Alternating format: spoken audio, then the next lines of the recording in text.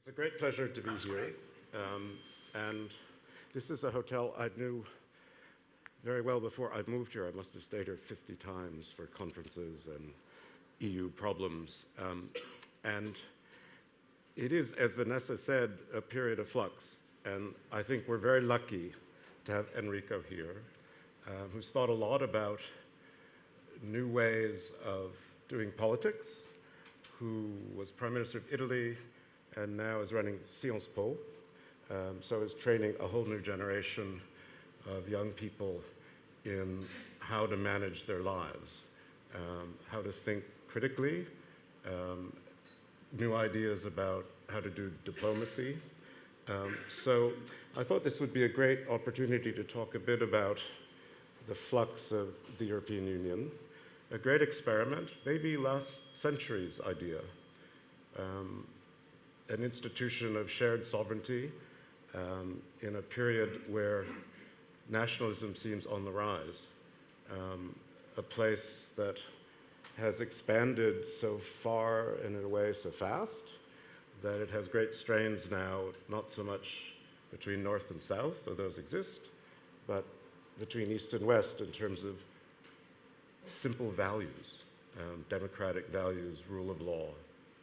So, Enrico, the first thing I just wanted to ask you is, some people feel, after the existential fear prompted by Brexit, that with the election of Macron and a bit of settling down and a bit of growth back, has the European Union gotten its mojo back?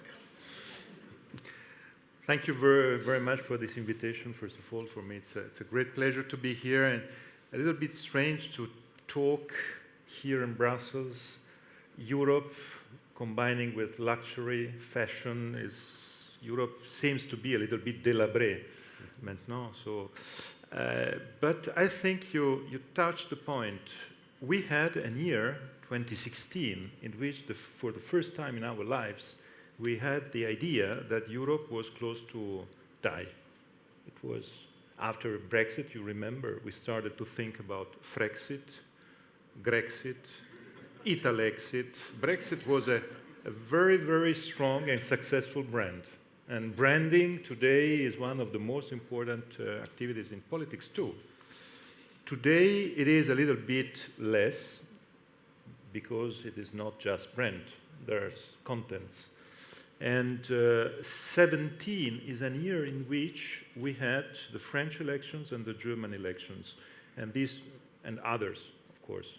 We had the Netherlands and Austria and other elections, but France and Germany had a big reaction. The idea, you remember very well, you know France as I do, May, all the correspondent, all the journalists coming from all the corners of the world in Paris with the idea to have the third step after Brexit and Trump. Mm-hmm. And Macron won. What would be the next domino? Exactly. Yeah. Macron won. Won on a pro-European project, and today he is leader in Europe of this idea of a discussion on a future relaunch of the European Union. Is it possible? Is it possible to have a relaunch of the European idea? Until now, we had elections stopping the run to the death, I would say. Now the big point is it possible in the next 12 or 18 months to have a strong relaunch path? I think this idea, and this is the key issue for the next months, yes, with many problems, many uncertainties. Well, let's ask about that, because first, the Germans still have to have a government, which seems to take them forever. It almost takes as long as building a new airport in Berlin that functions. I think if we're all lucky, it will never open, and Tegel remains forever, you know. But it seems Macron, and I'm curious to have you talk a bit about how he's seen in France. He has audace, great audacity, but he's really put his bet on Germany. I mean, almost everything that he has asked for depends on German support. Do you think he's putting too many chips on the table? Is it too big a gamble for him? I share his idea to bet everything on how to let Germany move, because this is the key point. Without a German proactive presence in Europe, it is very difficult to move towards reforms and important steps. But how to convince the German leadership or the German people to move? It is necessary for countries like France first, but also my country, to convince them to move, showing that we are not les cigales de la fable de La Fontaine, but we are serious in keeping our budget in order, and we want to challenge the future with ideas on how Europe can be stronger in a world that is changing. Because I was writing the figure about free press that you, Stefan, mentioned. I am very, very impressed by the figures of Europe in the world. And I think any discussion on Europe, on the future of Europe, has to start with the idea that when Europe started in the 50s, in the 60s, we were 1 out of 6 in the world in terms of demographics. 1 out of 6. The world was a 3 billion people world. In 20 years' time, we will be, in the world, 10 billion people. And we, the Europeans, will be 1 out of 20. So that gives the idea of the big change. In the world, from 3 billions to 10 billions, the big change, 7 billions more, no one is European. No, of course. And this is something Merkel often talks about, that, you know, it's a quarter of the world's GDP, though it's shrinking, but it spends half of the world's money on social spending. Welfare, yeah. So when you look at the best avenues for Europe's relaunch, if you like, or its strengthening, what do you think is the most important of them? Is it stabilizing the Eurozone? Is it a finance minister? Is it just getting the Germans to cut their trade surplus? What do you think? Well, I think the first point will be, paradoxically, Brexit. Because it is clear that what is up, Brexit was the way to say Europe is close to die after the result of Brexit. Now, Brexit and what is happening on the negotiations is a way for me to think that maybe Europe is not so bad. Maybe Europe is not so bad. Explain. What do you mean? The difficulties of the UK to find a path to get out and to try a solution to a very complicated puzzle with a very short timing, with a very complicated. Now we are starting to understand how, for what I think, complicated was to have a referendum in which we had just half a question. The question was, do you want to get out? But how is it possible to answer without saying to go where? And now the big discussion is about to go where. And the big discussion is, if I can be very free by saying that today we have to be clear. I'm saying that we are maybe 15 months before the end of the period, because the need of also ratifications and so on and so forth. But I think that there are just 2 options on the table, to be very frank. I don't see any option as a complete deal, as we thought at the beginning. So the 2 options are the no-deal deal, and the second option is a 5 years, maybe transition period deal. And this is what, in a very realistic way, we have on the table now. So my first answer is that maybe this situation is showing that Europe is not so bad. Europe has some very important positive, the 4 freedoms. Everything is around the single market. The single market is our daily life most important asset, and not only for people, but also for economic activities. So being out will be a big problem for them. Yes.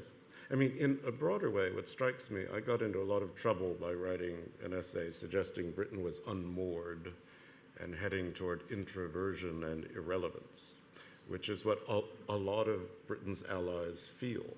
Now, this struck the nerve of amour propre in Britain, which was great, and caused a big debate.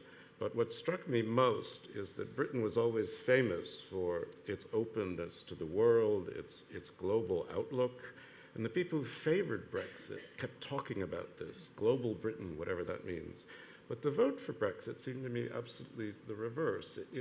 What fractured Britain was the counter-reaction to this openness. What fractured the society was too much migration, a sense of too much globalization, too many foreigners, too many jobs disappearing. And I wonder whether this feeling, which we saw in the Austrian election, we saw in the Czech election, we saw in AfD in Germany getting 12.6% of the vote. I mean, do you think this has peaked, or is it still something to be very much worried about? You know, my point is about how modern is the idea of Europe today. I know that this point seems to be a little bit strange. Europe is so old. But the idea of Europe is very modern in our societies. For one point, I don't think in the world of today you can have a definition of who you are just in one word. Of course, I am Italian. Yes, it's a way to brand myself. But it's not enough. Frankly speaking, I can't be... It is not enough for me, because I am Tuscan too. And Tuscany is not Sicily and is not Lombardy. But if you tell me, oh, Tuscany, great, Florence, I say, please, I am from Pisa. And it's very different. 8 centuries of wars between Pisa and Florence. So it's very different. But for me, it is important to add that I am European. Mm-hmm. I live in Paris today, but I'm European. I feel to be a European. So Europe as a multi-identity idea, I think is the great idea of the future. This is why I feel a little bit uncomfortable with what happened in the UK. That is exactly what you said. Of course, it's democracy, so we accept it. But the point is, in the world of today, connectivity, openness is one of the essential part of our progress on what is. So I'm so sorry if you ask me what we have to do for Europe. I can say a long list of very technical acronyms. Yeah, exactly. We are in Brussels. Brussels is the kingdom of acronyms on Eurozone, the Euro area budget. I can be very boring, I assure you, on that. But at the end of the day, I think we have to talk emotions. Because if not, in the world of today, the European idea will lose in the future. So let me ask you, you've just described these multiple identities very well, which to an American seems very familiar, to be honest. Connecticut is not the same as Texas, you know. And Queens, as we've discovered, is not the same as Manhattan, which is one of the things that drives Trump mad. But do you have some sympathy for Catalonia then? I mean, how do you, is this possible, or is it simply a dream? I mean... You know, I tell you a story coming from my experience. The week after the so-called referendum they had, I had my class with my students in Paris. 90 students coming from all the corners of the world. Japan, Asia, China, US, and many Europeans. And they asked me, please, we want to talk Catalonia case. And then I said, yes, okay, we will have our course on this topic, but please, before starting, I would like to have a referendum here.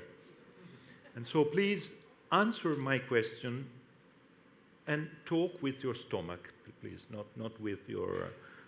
they are students of a master, one of the best masters in the world on international affairs. But please talk with your stomach. And the answer was, are you for Madrid or for Barcelona? And I was shocked because the referendum had, you know, these kind of students, they should answer, we are for Madrid, because all the legal points are in favor of Madrid. And they said 45 for Madrid and 45 for Barcelona. So my point is that it is clear that all the legal reasons are in favor of the unity of Spain. But in the world of today, it is not only law. It is politics too, and because politics is emotions and identities. So I think it is very, very necessary to have their dialogue, to have political solutions. I can't imagine a backlash there. I think it's very important, but also for what I told you about multi-identity. You can be, I think, Catalan and being part of Spain, part of Europe, and but I repeat, political solutions. I want to ask you another thing, but I would also like just at the end just to get a couple questions from all of you. So as we go through this, just think of a question or two that you might want to ask Enrico. So when you talk about identity, let's talk briefly about East-West. What do you do about Poland and Hungary and this kind of Putin-style authoritarian so-called democracy that seems to be spreading actually rather than shrinking? I think it's one of the most complicated problems today because Europe is at 27 today and 27... Well, it's still 28. Yes, 28, but it will be probably 27. But the big problem is that the group of the Visegrad countries are starting to think in a different way on many important issues. And that will have a consequence. I think one of the consequences will be it will push the others, the rest of the European Union, to work more and more at 19. 19, that means the Euro area countries, because there you can have a sort of multi-speed and you can arrange important things without risking the veto of one of these countries. But at the same time, I think we have to understand that maybe we were too fast, not in the accession process, but in thinking that we can have the same homogeneity between societies, Eastern societies, Western societies. At the end of the day, I'm always very shocked by seeing the figures. I think figures are always important. And if you have a situation in which Poland, Hungary, Slovakia, Czech Republic, all these countries, they have around 0.2, 0.3 foreigners living there. Yes. And France, Italy, Spain, Germany, we are 10%, 11%, 9% of foreigners in our countries. That gives you the idea of a completely different point of origin. Yes, so no, that's right. we have to work there, but I think we have to be also very tough by saying to some of them, to Mr. Orban or Kaczynski, that you can't have solidarity à la carte. Yeah. So you take structural funds and you don't give anything on solidarity when the others are asking solidarity. Given time, let's just take a couple quick questions. Is there someone who would like to ask a question? Do you see someone? The lights are hard. Yes, please. And could you identify yourself briefly? Thank you. I'm Letta. I'm from Pakistan. We are having some problem with our image for some time now that this terrorism and everything is like, you see that in America as well. So we'll need a little bit of help from everyone to suggest how do we change our image to do business with everyone. Yeah, well, that's fine, but that's a bit off our topic. I'm sorry, I thought. Is we there were someone else discussing who something. has a question? No, it's relating business as well. No, I understand. Yes, no, I can't see. Yes, Hello. please. There's someone back there, please. Beatrice Thank you. Saint-Bert, Publicis Paris. I have a question for you. Luxury is mostly European, coming from Italy, France, UK, but it's less and less consumed by European people. Do you think that it could survive without this roots audience and this roots consumer? Well, I think it's exactly what is the top situation of Europe for the future. We will be a small part of the world, so the only way to be successful in the future is to have a big brain. Big brain means to be able to produce, to be creative, and to sell in the world our ideas, our brands, our way of create life, and so on and so forth. So I think this is why I was so happy to be here, because it is exactly the key point of the future of Europe in the world. Smaller, but with the idea and the big challenge to be very, very strong and able to connect with all the new middle classes in Asia, in Latin America, Africa, able to sell our European dreams, our European values, I would say, and you can do that not only with politics, but first of all with economic policies and with economics. So I think it is exactly our challenge, and I would say your success is the success of all Europe. Great, that's a perfect place to end. Would you join me in thanking Enrico and welcoming Vanessa back to the stage?